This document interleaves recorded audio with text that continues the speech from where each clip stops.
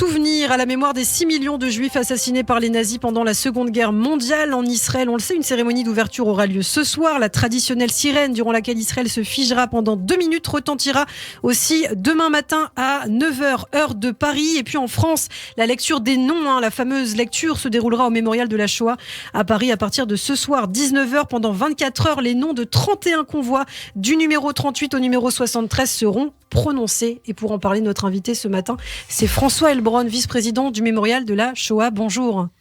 Bonjour Ilana. Merci beaucoup d'être avec nous ce matin sur Radio J, donc pour ce début de commémoration qui commencera donc ce soir. 76 000 noms des personnes déportées de France inscrits sur le mur des noms. Une partie sera prononcée donc un à un. On va parler justement de l'organisation de cette lecture, mais il faut le dire, c'est vraiment une spécificité française, cette initiative depuis des années, même si la Belgique nous a rejoints.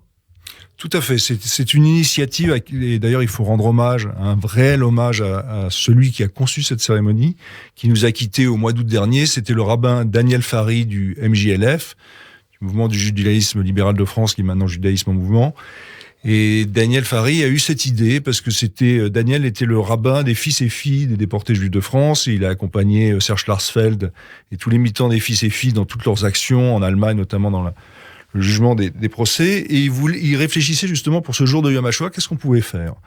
Et avec Serge Klarsfeld, qui était son grand ami, ils se sont dit, pourquoi on lirait pas les noms des Juifs déportés de France? Et c'était parti un peu du travail que Serge Klarsfeld avait fait en publiant le mémorial de la déportation des Juifs de France en 1978.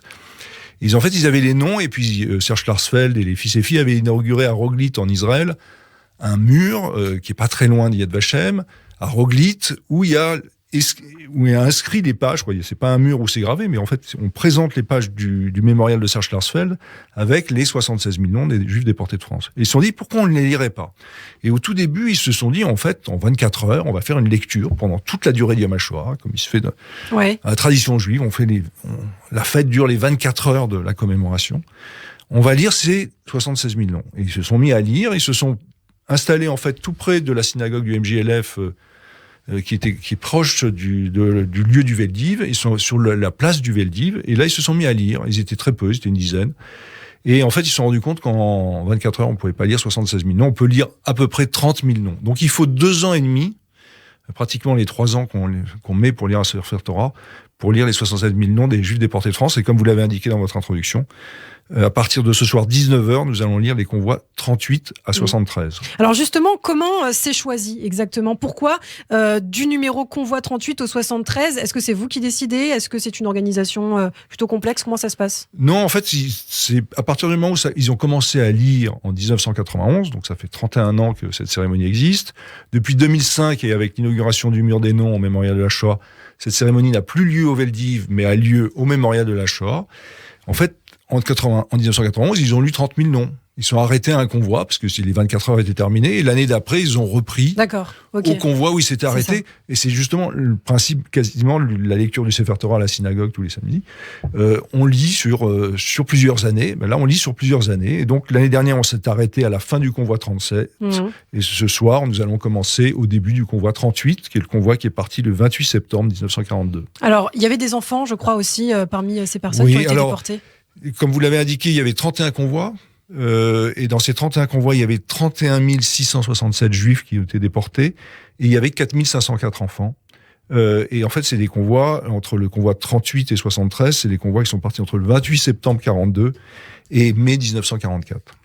Alors, quelques 200 personnes, anciens déportés, parents, bénévoles, enfants, donc à partir des listes issues du livre Mémorial de la déportation de Serge Klarsfeld, participent à cette initiative. Comment ça se déroule? Donc, ça commence ce soir à 19h jusqu'à demain soir 19h. Comment sont choisies les personnes qui prononcent les noms, justement? En fait, ce qu'on a fait les autres années jusqu'à l'apparition du Covid, et d'ailleurs, nous sommes très heureux, les organisateurs, que ce soir, nous puissions de nouveau, après 3 ans, être de nouveau sur le parvis du mémorial de la Shoah. Donc, je rappelle à vos auditeurs que c'est 17 rue Geoffroy-Lagny. On vous attend très nombreux. Ce sera justement ouvert au public pour la première fois depuis 3 ans.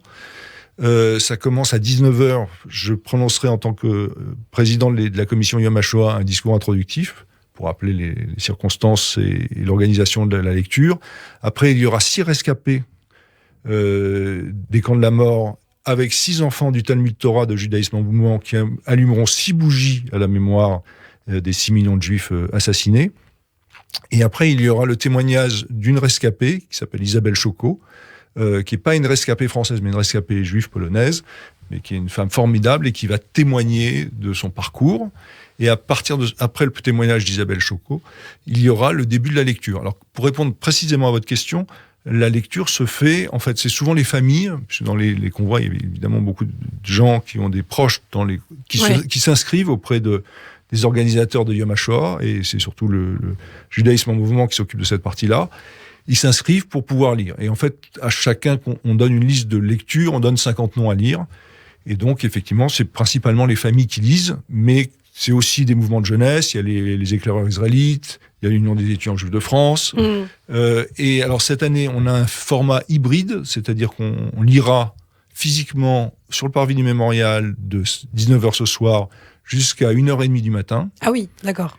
Et de 1h30 du matin à 6h du matin, ce sera une lecture en Zoom par les mouvements de jeunesse. Et ça nous permet d'associer des mouvements de jeunesse juifs et non juifs d'ailleurs en province. Oui, ça c'est important aussi de dire que la cérémonie sera retransmise en direct sur Internet, notamment sur le site du mémorial. Tout à fait. Ce sera visible à 2 endroits. Ce sera sur le site du mémorial, donc mémorial de la Shoah.org, et ce sera aussi visible sur la page Facebook du mémorial. Donc les gens peuvent regarder en continu. Et d'ailleurs, l'année dernière, on avait été obligé, il y a 2 ans, on avait été obligé de le faire complètement à distance. L'année dernière, on l'avait fait en présentiel, mais c'était seulement les lecteurs qui avaient le droit d'être là parce qu'on était en pleine épidémie. Et tout était sur Internet. Et l'année dernière, il y avait 15 000 personnes qui ont visionné le site et 150 000 personnes qui ont regardé à un moment donné la page Facebook. C'est quand même encourageant. C'est très encourageant, et surtout des gens de province qui ne pouvaient pas participer, des personnes âgées qui n'ont plus la force de venir au mémorial, et aussi on a eu énormément de connexions d'Israël, du Canada, des États-Unis, d'Amérique latine, même d'Australie. Alors il y a beaucoup d'événements qui vont être organisés autour de cette journée de commémoration. On parle de l'importance aussi de porter la mémoire de ces survivants. Par exemple, pour la marche des vivants, cette année, il y en a seulement 8 rescapés de la Shoah qui vont y prendre part. On le constate, c'est vrai, malheureusement, la disparition des derniers porte-voix de cette mémoire par ceux qui l'ont vécu. C'est important aussi pour ça, cette cérémonie. Tout à fait. Et en fait, hélas, comme vous le dites, les survivants ont tous plus de 90 ans, très largement. Chaque année, il en disparaît de plus en plus. Et ce soir, je rendrai hommage à 6 d'entre eux qui sont disparus cette année. Henri Berchtel, Raphaël Fegelson, Sarah Montard, Raphaël Ezraïl, qui était le président de l'Union des déportés d'Auschwitz, Walter Spitzer, le grand sculpteur, et Jean Westlich. Et donc, effectivement, chaque année, il y a énormément de rescapés qui disparaissent. C'est vraiment les derniers. Et d'ailleurs, ce soir, d'habitude, il y en a 6 pour allumer les bougies. Il n'y en aura que 5. On a demandé à Serge Klarsfeld d'allumer la 6e bougie. Parce qu'effectivement, il y en a encore, heureusement, beaucoup qui sont en vie, ils sont assez faibles et ont du mal à se déplacer. Alors, on parlait de la commémoration en Israël. Pour la première fois, un haut fonctionnaire allemand va assister au Yom HaShoah à la Knesset, le président du Parlement allemand. Et puis, d'autres initiatives en Pologne, notamment pour la première fois, un mouvement de jeunesse arabe-israélien va participer à la marche des vivants. Qu'est-ce que ça symbolise pour vous, toutes ces initiatives ? C'est formidable. Alors, avec les Allemands, moi, ça m'avait beaucoup frappé pour les 75 ans de l'ouverture du camp d'Auschwitz en 2020, le 27 janvier 2020, quand le président de la République allemande s'était exprimé devant toutes les officiels qui étaient là pour cette cérémonie. C'était la force de la remise en question de l'attitude de l'Allemagne. Et c'était absolument exceptionnel. Et effectivement, par rapport à ces mouvements de jeunes arabes israéliens qui participaient à la marche des vivants, c'est formidable. Mais surtout qu'on sait que c'est difficile dans certains pays arabes d'enseigner la Shoah. C'est très difficile dans certains pays, mais dans d'autres, de moins en moins. Et j'ai participé justement à l'UNESCO en 2020 à une grande manifestation où il y avait le président de la conférence islamique qui était venu pour Yom HaShoah. Et c'était un peu le début justement des accords d'Abraham. Et avec les accords d'Abraham, c'est en train de s'accélérer. Et avec le Maroc, il y a pas mal de choses qui se font. Et avec les Émirats arabes unis et le Bahreïn aussi. Donc à partir du moment où on rentre dans des logiques de paix, on peut s'intéresser aussi à la mémoire et à la souffrance de l'autre. Et est-ce qu'on peut peut-être imaginer la création d'un mémorial de la Shoah aux Émirats arabes unis, au Bahreïn ? Est-ce que vous pensez que c'est envisageable un jour ? Oui et non, parce qu'il n'y a pas eu de crime là-bas. Il pourrait y avoir un musée Il pourrait y avoir un musée sur l'histoire de la Shoah, oui. Mémorial, non. Moi, j'étais où? C'était au Cap, en Afrique du Sud. C'était pas un mémorial, c'était un musée, parce qu'effectivement, il y a beaucoup de rescapés de la Shoah qui sont allés en Afrique du Sud après-guerre, comme en Australie. Donc, mais c'est plus pour eux, un musée pour eux, de l'histoire de l'extermination de leur famille. Mais un mémorial... Pourquoi pas? Vous me direz, il y a un Holocaust Museum à Washington, il n'y a pas eu de massacre à Washington. Et c'est vrai que le premier mémorial, d'ailleurs, c'est le mémorial de la Shoah à Paris, qui a été créé en 1956, avant Yad Vashem, peu de gens le savent, Yad Vashem a été créé en 61. Et justement, c'est parce qu'on voulait que sur la terre d'Europe qui a été la terre des massacres des Juifs, il y ait ce mémorial. Alors François Heilbronn, je voulais vous faire réagir aussi à l'actualité, et c'est lié au Yom HaShoah aujourd'hui.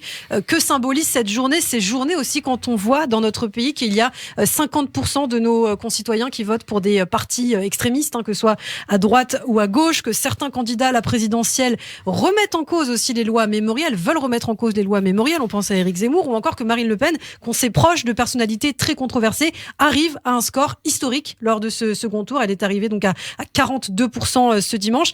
Justement, qu'est-ce que cette journée symbolise au regard de tout ce qui se passe aujourd'hui dans notre pays? Ça symbolise la volonté de ne pas cacher l'histoire, de toujours dire la vérité. Toujours la vérité pour, premièrement, c'est le but de Yom HaShoah, honorer les morts. Et quand on honore les morts, on honore leur vie, on honore ce qu'ils ont été, on honore leur disparition, et aussi on se rappelle qui ont été les assassins et quelle a été l'idéologie qui a mené au crime. Et effectivement, vous faites bien de le rappeler, depuis quelques semaines, beaucoup d'entre nous étions inquiets justement de la montée en puissance des extrêmes, et notamment de l'extrême droite, qui, comme vous l'avez dit, n'a pas rompu avec son passé. Marine Le Pen n'a jamais rompu avec l'idéologie de son père. Marine Le Pen n'a jamais rompu avec les fondateurs du Front National en 1972, qui étaient des anciens Waffen-SS et des anciens miliciens. Ils étaient au moins 5-6 à avoir collaboré de manière très active et très violente au sein des troupes allemandes pendant la Seconde Guerre mondiale. Et elle n'a jamais remis en cause, et comme vous le dites aussi, autour d'elle, il y a ses amis les plus proches, il y a Frédéric Chatillon, il y a Axel Lousteau, qui sont des militants néo-nazis, et même Frédéric Chatillon, la blague, c'est pourquoi néo, et il est nazi tout court. Et donc effectivement, de penser que l'année des 80 ans, des grandes rafles, Marine Le Pen aurait pu être présidente de la République, Marine Le Pen aurait pu présider la commémoration des 80 ans de la rafle du Veldiv le 17 juillet était insupportable pour la très grande majorité d'entre nous, et je pense pour la très grande majorité des républicains qui se sont opposés à cette victoire et qui ont permis à Emmanuel Macron d'être élu avec quand même 5,5 millions de voix d'avance, qui est une majorité très confortable, contrairement à ce que disent certains. Alors un dernier mot très rapidement, il nous reste peu de temps, François Heilbronn. Ce Yom HaShoah coïncide aussi avec l'anniversaire d'un autre génocide, le 24 avril dernier, le génocide des Arméniens en 1915. Et je sais que vous organisez aussi au Mémorial régulièrement des expositions sur le génocide des Arméniens, également sur celui des Tutsis au Rwanda. C'est important de lier toutes ces mémoires entre elles. Tout à fait.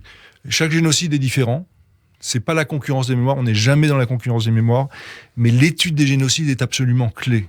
C'est-à-dire qu'effectivement, vous avez cité les 3 grands génocides du XXe siècle. En fait, ce sont les Arméniens, hélas, qui ont commencé en 1915, les Juifs et les Tziganes pendant la Seconde Guerre mondiale et les Tutsis en 1994.